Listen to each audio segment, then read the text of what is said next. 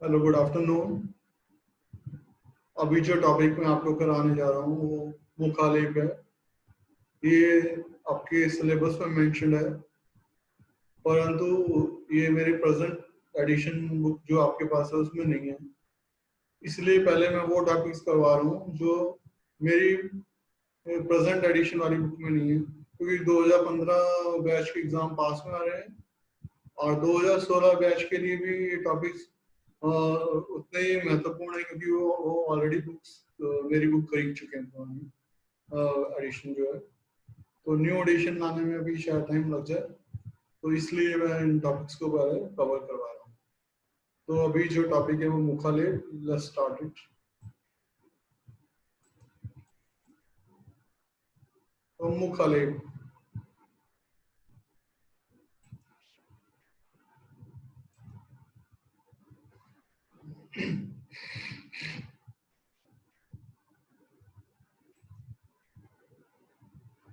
इसके भेद जो बताए गए हैं वो तीज है: मुखलिपा, परिस्त्रधा, दोष विषह, व्रणकृच।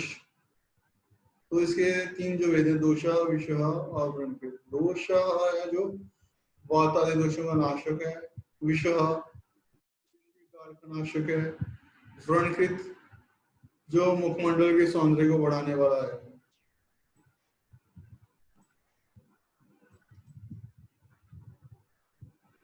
फिर है मुखा उपले, जो मुखालेप है उसका क्या प्रयोग है या उपयोग है।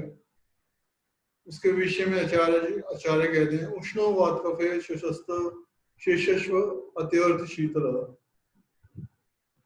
अर्थात वातजम कफज विकारों में उष्णवीर्य औषध द्रव्यों द्वारा निर्मित कर गर्म करके लगाया जाता है, जबकि विषनाशक एवं वर्ण कारक विकारों में शीत वीर्य द्रव्यों से बनाकर शीतल लगाया जाता है। तो दोषानुसार उष्ण वीर्य का और विषनाशक या वर्ण के कारणों के विकारों में शीत वीर्य द्रव्यों के प्रयोग से मुखालिब का उपयोग किया जाता है।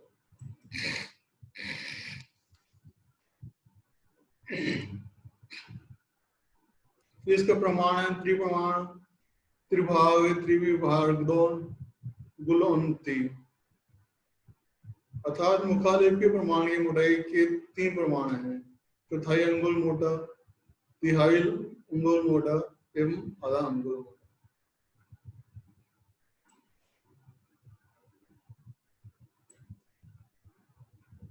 तो मुखालिब संबंधित कुछ निर्देश हैं, वो इस प्रकार से: अशुष्कस्य स्थितिस्य शुष्को दुष्य तिथिस्त विभुम ताम्रद विद्वा अपने दंते अभ्य माच्छ्रिय। जब तक वह लेप गीला हो तब तक उसे लगा रहने देना चाहिए। अर्थात जैसे श्लोक में बोला शुष्कस्य स्थिति तस्य, तो जब तक गीला उसे लगा रहने देना चाहिए, सूखने पर उसे उतारना चाहिए। शुष्को दुष्य तिष्य विवमम, अगर लेप को सूख जाने पर उसे उतारा जाए तो मुख की छवि मलिन पड़ जाती है। तो इसमें श्लोक में बताया ताम आर्द्रित्वा अपनयने दंते चेत, तो मुख की छवि मलिन हो जाती है, इसलिए उसे शुष्क अवस्था में नहीं उतारना चाहिए। और यदि लेप सूख जाए तो उसे गीला करके हटाना चाहिए, तत्पश्चात लेप के स्थान पर अभिन्न करना चाहिए।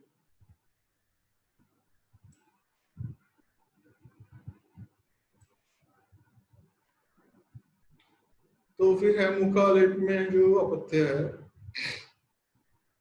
इसमें बोला विवर्ज्य विय स्वप्न विभाष्य अग्नयात पशु कृद।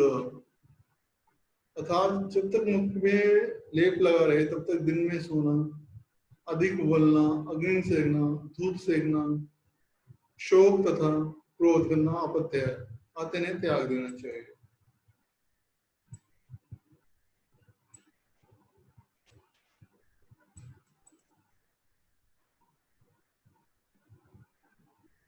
फिर मुखालेप में निषेध जो है उनका वर्णन है: ना योज्य पिन से जीवने तो तस नस्य अनुग्रह अरोचक के जागृति।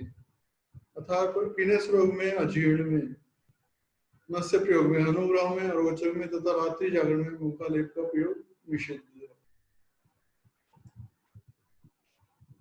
तो मुखालेप के समय के योग के विषय में बताया गया।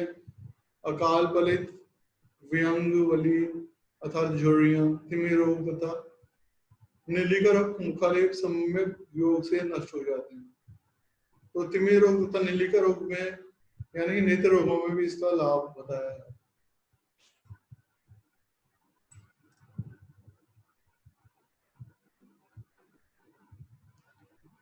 फिर मुखालेप के मुख्य आलेप के कुछ योग बताए हैं,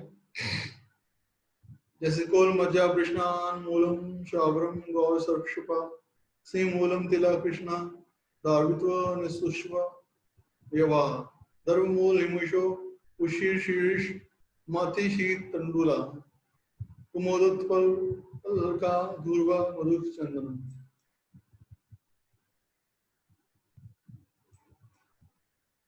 काली तिलोशील मासी तगम आखम ताली समो कुंद्रा पुणे यष्टि काश नता गुरु विद्या अर्ध अर्धोदिता लेपा हिमंता दिशु षट संवेदा।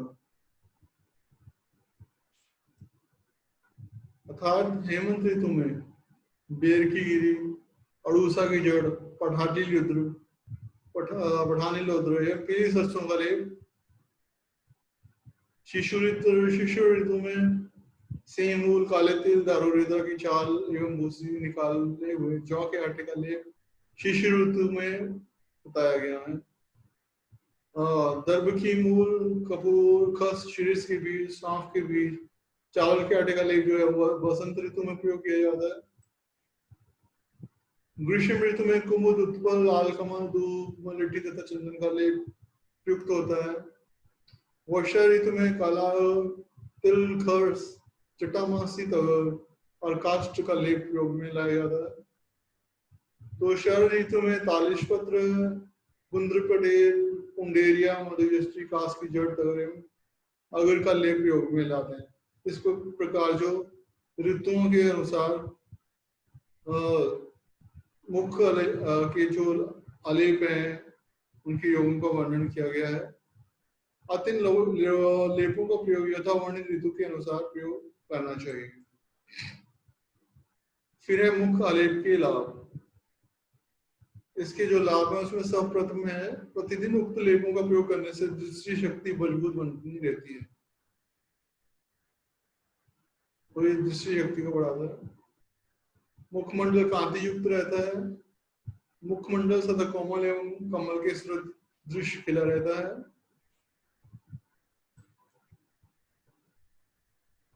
तो इस प्रकार से हमारा ये टॉपिक खत्म हुआ। Thank you very much. तो मुखालेप का टॉपिक छोटा है, तो ये ज्यादातर 5 नंबर में और कभी कभी 2 नंबर में इसका वर्णन या इसका उल्लेख आ जाता है। तो इस प्रकार से ये टॉपिक यहाँ समाप्त होता है। धन्यवाद।